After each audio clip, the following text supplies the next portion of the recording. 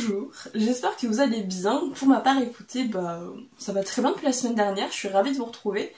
Aujourd'hui, nous allons parler d'une duologie pour enfants écrite par Éric Sanvoisin et éditée aux éditions Anna Chanel. Donc, la duologie des Matisse. Matisse, l'enfant qui venait du froid, qui est le tome 1, et Matisse, le secret des mondes d'en haut, qui est le tome 2.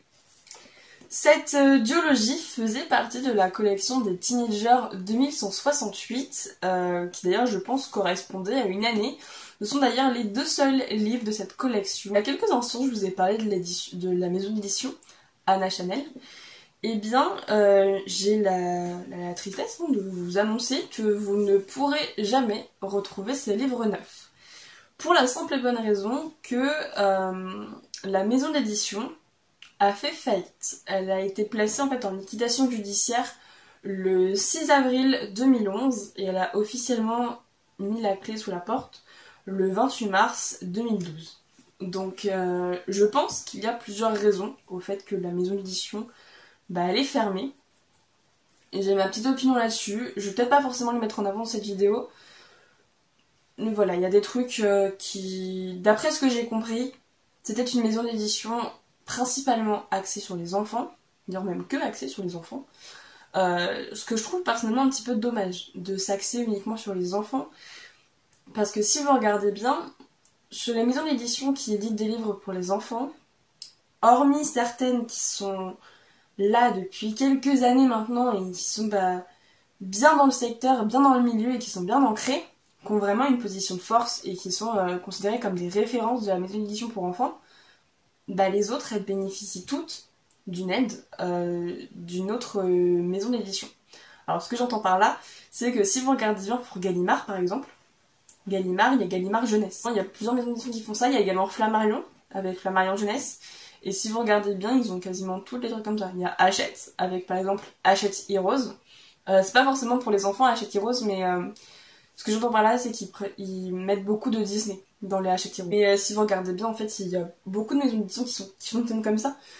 J'ai pas trop d'idées en tête, mais il y en a plusieurs qui fonctionnent comme ça. Vraiment, les deux qui me sont rêvés direct, c'est Gallimard Jeunesse et Flammarion Jeunesse, qui, eux, ils ont des filiales pour la jeunesse, qui font pas ça tout le temps. Ils publient pas que des livres jeunesse chez Flammarion ou chez Gallimard, mais ils en publient sous l'étiquette Flammarion Jeunesse. Et il y a beaucoup de maisons d'édition qui font ça, tout simplement. Et peut-être que Anna Chanel, elle aurait peut-être dû faire, je sais pas, Anna Chanel Jeunesse et Anna Chanel normale.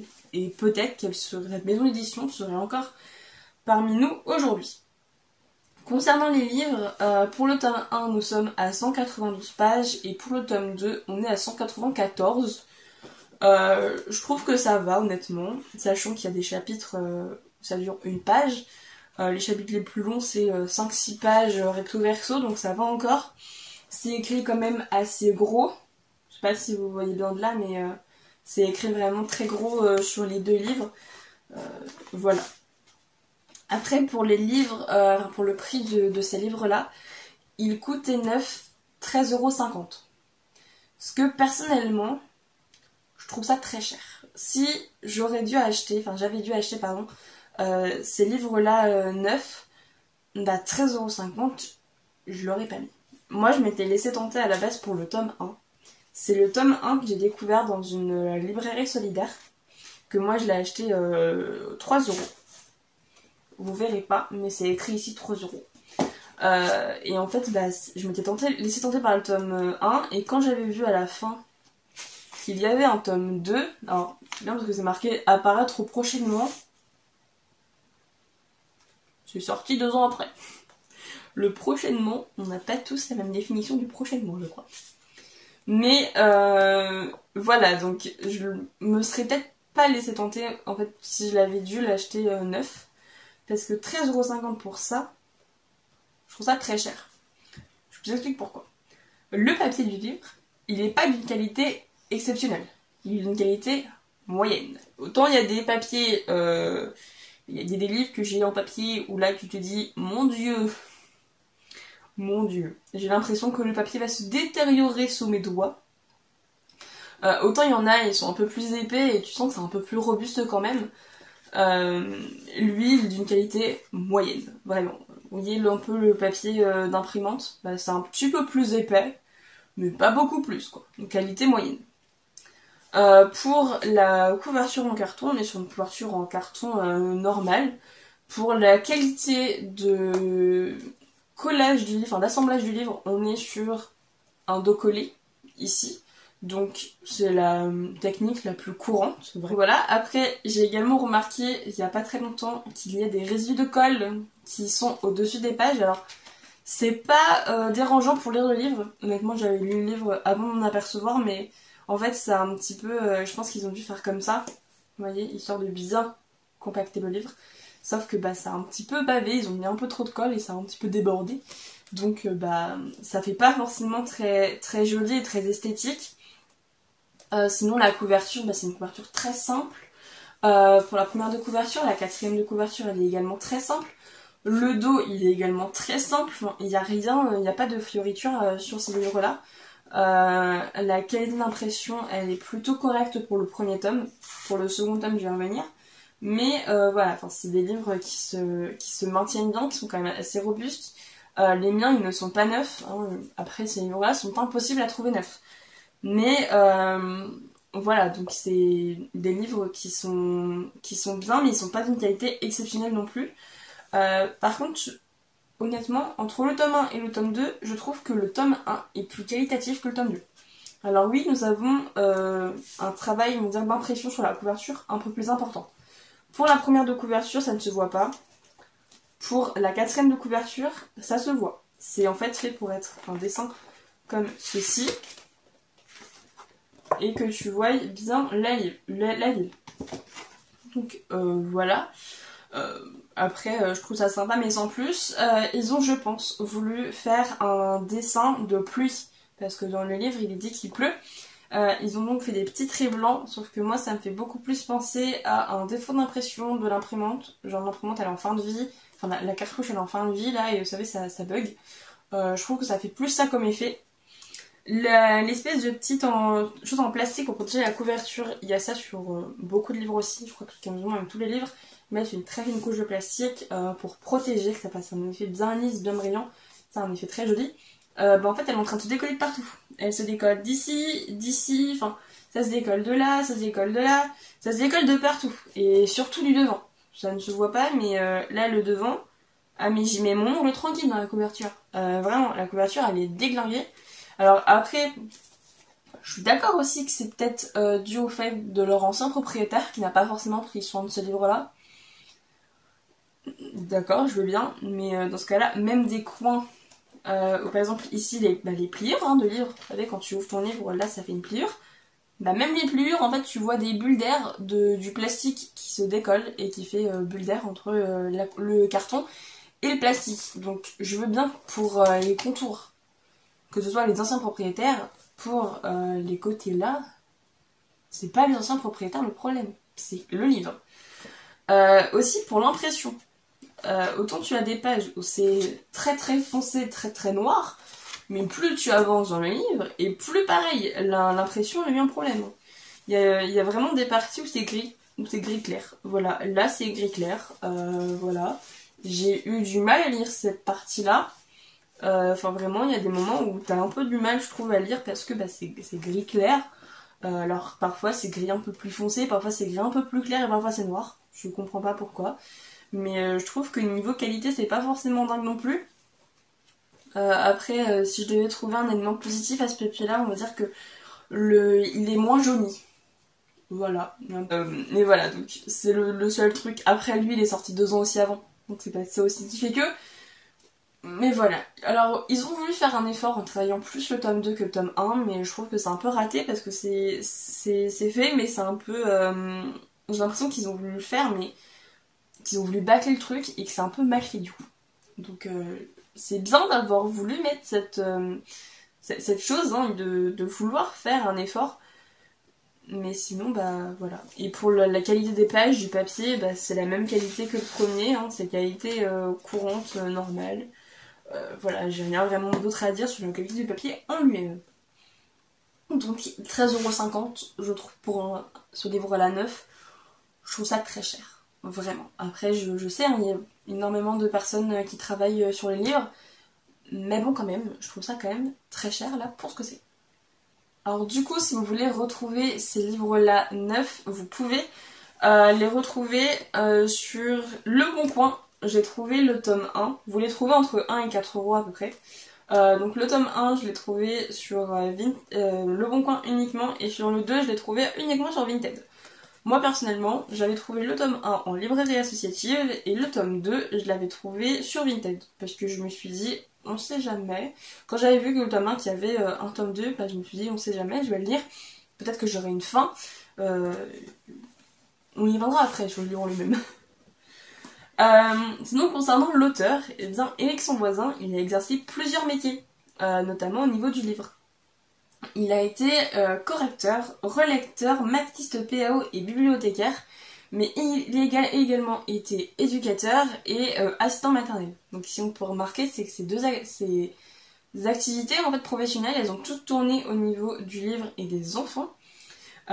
Et en fin de compte, il a toujours voulu écrire des livres pour enfants, car selon lui, la littérature c'est quelque chose qui nous nourrit, et écrire pour enfants l'a, selon lui toujours, aidé à mieux écrire.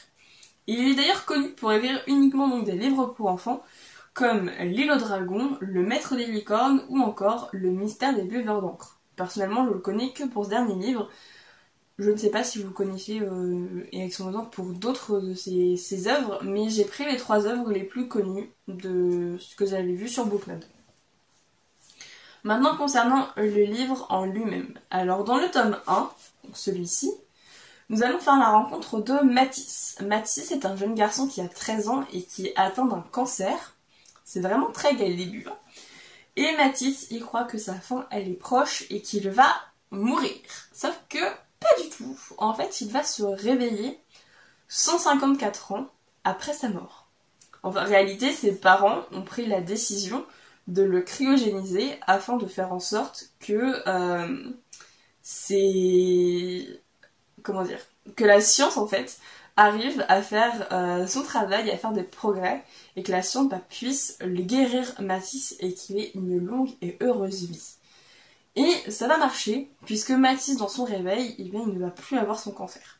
Il va donc être, on va dire, heureux. Et en fait, il va se rendre compte, Mathis, que durant son sommeil, en 154 ans, il va se mettre passer des choses. Vraiment. Mathis, il va se rendre compte que la population, elle vit sous terre. Elle ne peut plus vivre, en fait, à la surface, parce que les gens qui dirigent la société, ils lui ont dit que, il n'y avait plus rien là-haut, que la planète était devenue complètement folle et que on pouvait plus vivre sur Terre de manière aisée. Sauf que Mathis, lui, il est déçu comme une pioche et qu'il veut à tout prix une chose, retourner à la surface. Parce que être en dessous, là, dans sa roue de hamster, il aime pas du tout. Il aime pas être sous terre. Lui, il veut juste marcher dans la terre, avoir le contact de la terre, sentir le soleil et le vent sur son visage. Il veut ressentir la nature. Sauf que la seule chose qu'il ressent, c'est le métal sous ses pieds et l'air climatisé.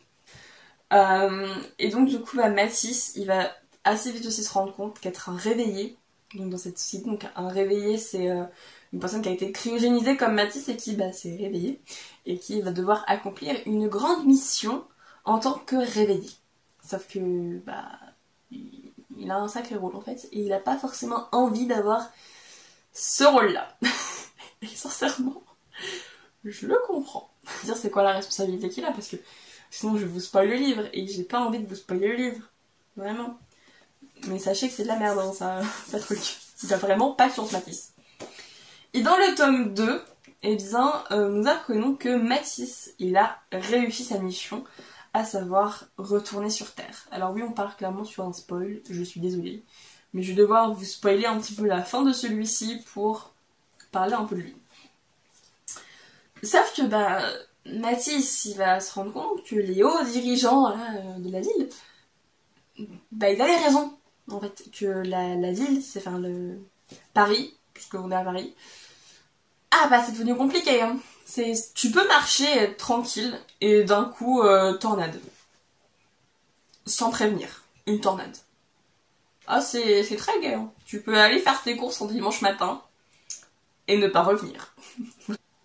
Et en fait, Mathis, dans sa folle expédition, il avait, on va dire un petit peu forcé, 2 personnes à venir avec lui. Mathis a demandé à 2 personnes de venir avec lui, ces 2 personnes-là sont venues avec lui, sauf qu'il les a perdues. Donc voilà, donc en ce qui concerne du résumé de ces 2 livres-là, mon impression sur cette œuvre. J'ai bien aimé, mais ça m'a pas transcendé non plus. Je veux dire, ça m'a pas fait pleurer, ça m'a pas procuré de joie énorme, ça m'a pas bouleversée, j'ai pas ressenti, on va dire, le petit truc qui fait que pour moi c'est un coup de cœur. J'ai pas ressenti ça. Après, j'ai bien aimé, mais je peux pas dire non plus que ce soit génial. J'ai bien aimé, bien, je me répète aussi beaucoup, hein. Mais il y a énormément de choses qui me font tiquer là-dedans. Et les personnages sont tous construits en surface, y compris le personnage de Mathis, alors que nous avons le personnage d'Aurora, qui est une réveillée également comme Mathis, qui nous parle un peu de son passé, mais ça dure 3 lignes. Et après, on skip, on passe à autre chose. Alors que Aurora, c'était l'un des personnages auxquels tu pouvais le plus faire de background. Parce que elle est réveillée, elle a une raison légitime d'avoir un passé qui est en plus très lourd, étant donné qu'elle n'a pas été réveillée à cause d'une maladie, elle a été réveillée à cause d'autre chose. Je vais pas vous spoil, mais elle a été réveillée à cause de toute autre chose, et ça aurait pu être très intéressant de pousser un peu ça. Parce que ça aurait pu. On aurait pu aussi, je pense, avoir quelques chapitres du point de vue d'Anton Cove. Alors ça aurait peut-être perturbé les enfants, parce que c'est un livre pour enfants, mais ça aurait été intéressant d'avoir son point de vue à lui, parce que Anton Cove, on ne sait rien de lui, rien du tout. On passe un livre complet à ne pas savoir ce qu'il est, à ne pas savoir ce qu'il fout là, à ne pas savoir pourquoi il veut monter à la surface, à ne pas savoir réellement ce qu'il fait non plus dans la société. Enfin, il y a plein de trucs qui sont très flous autour de ce personnage-là, alors que lui aussi, il aurait pu être poussé un peu plus. Mais il n'est pas poussé. Et Aurora et Anton Cove sont 2 personnages qui auraient pu être un peu comme Mathis, avoir un sérieux passé, et il n'y a rien. Ils sont creux, on dirait des coquilles vides. Enfin vraiment, ils sont là pour faire acte de présence. Aussi efficace que le chat Frida. Vraiment. Enfin, Frida, elle a une utilité, elle n'a pas de passé qui est développé, mais elle a une utilité. Son utilité à elle, c'est un peu messager. Elle est un peu messagère et gardienne de plein de trucs. Et je trouve ça très intéressant, son utilité à elle. Mais Anton Cove et Aurora, ils sont aussi utiles que son chat. Ils servent à rien. Ils dorment sur le canapé, c'est tout ce qu'ils font. Ensuite, il y a aussi énormément d'incohérences. Notamment avec le fait que les révoltés, ils cherchent depuis des années et des années, enfin même, je pense, peut-être 100 ans, ils cherchent à sortir de sous terre. Et ils ne trouvent aucune réponse. Et Mathis, il arrive, il est en mode, c'est là qu'il faut aller les gars. Non, non, non, non, non, non, non, non, non, non, non, non, non, non, non, non. Tu aurais pu faire bugger un peu ton héros, quelques chapitres, qui se posent la question avec tous les autres. Comment est-ce qu'on fait pour sortir? Expliquez-moi comment on fait pour sortir. Non, lui, il dit, c'est là qu'il faut aller. C'est beaucoup trop simple, et je trouve pas ça forcément très intéressant. Parce qu'ils expliquent qu'ils galèrent tous depuis des années à chercher la sortie, et t'as Mathis qui arrive comme une fleur. Par là. Mathis, il sert juste de GPS pour ça. Et il y a aucune utilité à Mathis à ce moment-là, à part de GPS. Enfin, je trouve ça dommage. C'est quand même le héros. Alors oui, c'est le héros, mais tu peux faire galérer ton héros. Tu peux le faire galérer ton héros un petit peu. Dites-vous qu'il a quand même des auteurs qui butent leur héros. Eh bah ouais. Eh bah ouais. Et alors ils auraient pas pu buter le héros, enfin là en l'occurrence tuer Mathis n'aurait eu aucun intérêt. Mais le faire galère 5 minutes, enfin je sais pas, le faire tourner en rond un petit peu. Ça aurait été bien de... je sais pas. Et ça aurait été le moment pour développer le passé d'Anton Cove ou d'Aurora. Ça aurait été parfait de faire galérer un peu Mathis, et pendant qu'il galère, bah comme ça on sait un peu plus sur Aurora et sur Anton. Et après, bon, on aurait pu...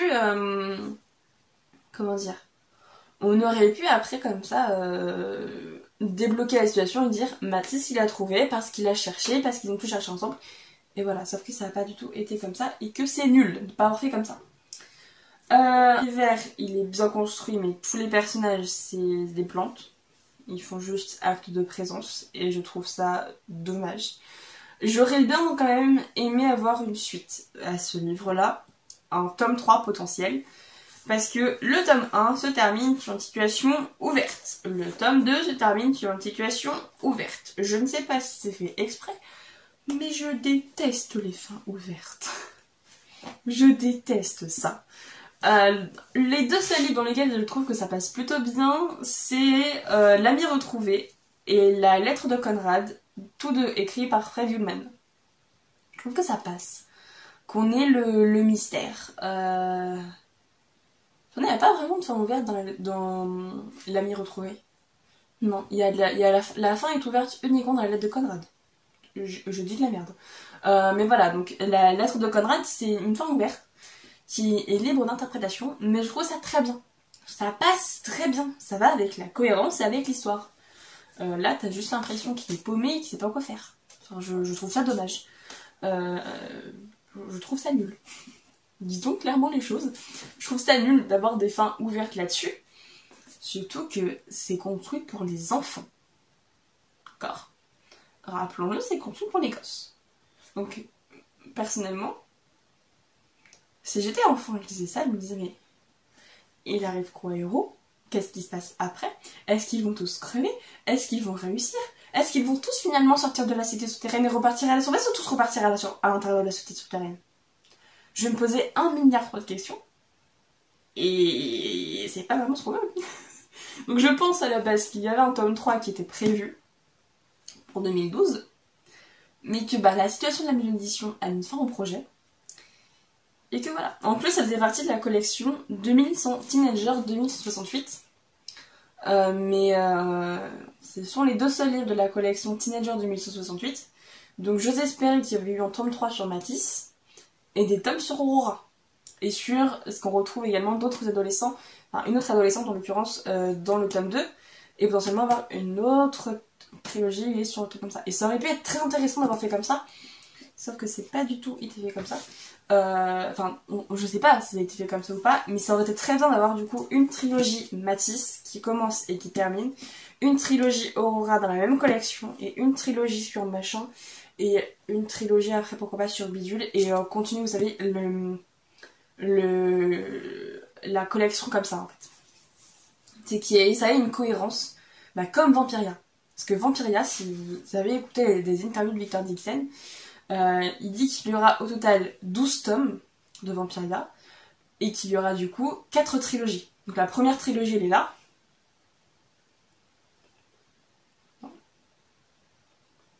Comme vous avez compris, ils sont là. Ils sont là les bouquins. Une première trilogie, voilà, il y aura une deuxième trilogie sur d'autres personnages. Ça aurait pu être intéressant de faire comme ça. Ça aurait pu vraiment être intéressant de faire comme ça. Je ne sais pas si ça a été comme ça. Après, il y a aussi un autre truc qui m'a fait tiquer, c'est que tous les adultes, enfin tous les personnages, hein, adultes, enfants, inexistants, parlent comme des enfants. Alors c'est bien, mais quand t'as un adulte qui, selon les dires de Mathis, est assez âgé, donc on va dire entre, je sais pas, genre 40, 50, 60 ans, parle comme un gosse de 10 ans.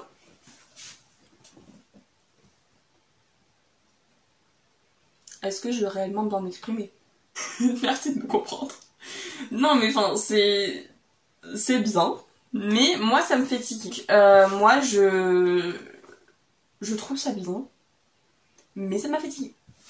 Après, je trouve ça bien pour les enfants qui aimeraient découvrir la science-fiction, mais pour les enfants qui ont entre 6 et 8 ans, 9 ou 9 ans grand maximum. Après les 8-9 ans, c'est mort. C'est mort parce que c'est trop simpliste en fait. C'est bien, hein, c'est des bons livres, mais qui sont très simplistes, où ils parlent tous de la même manière. Je vais dire... je vais essayer de trouver une phrase un peu là de... Ah oui, en fait, il y a que... Il y a que Mathis, par contre, qui dit des gros mots. Alors là, Mathis nous sort un merde. C'est le seul qui ose dire des choses comme ça. Non, parce que là, c'est Aurora qui parle. C'est Aurora qui parle aussi.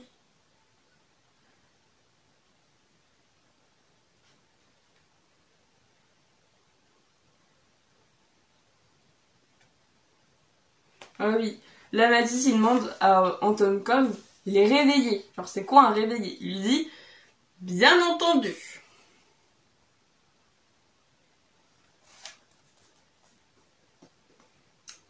C'est très logique de répondre, bien entendu, à il est réveillé. Donc voilà, donc c'est une duologie, écoutez, que j'ai bien aimée. Je ne sais pas si je la garderai, pour être totalement honnête avec vous. Je ne sais pas si je la garderai. Je pense que je vais potentiellement un jour la mettre en vente parce que c'est bien, mais c'est des livres que je sais je ne relirai pas. Ils sont bien, ils font passer le temps. Si vous avez une journée à perdre, vous pouvez en lire un. Si vous avez une autre journée à perdre, vous pouvez lire l'autre. Mais voilà, je trouve ça très simpliste, beaucoup trop simpliste pour des adultes ou des adolescents ou des adolescents même. Vraiment, je conseille ça pour les enfants qui ont entre 6 et 8-9 ans grand maximum. Après, c'est fichu parce qu'ils seront trop vieux pour apprécier l'histoire, mais voilà, c'est bien. Mais c'est sans plus. C'est bien, mais c'est pas folichon des pâquerettes, c'est pas...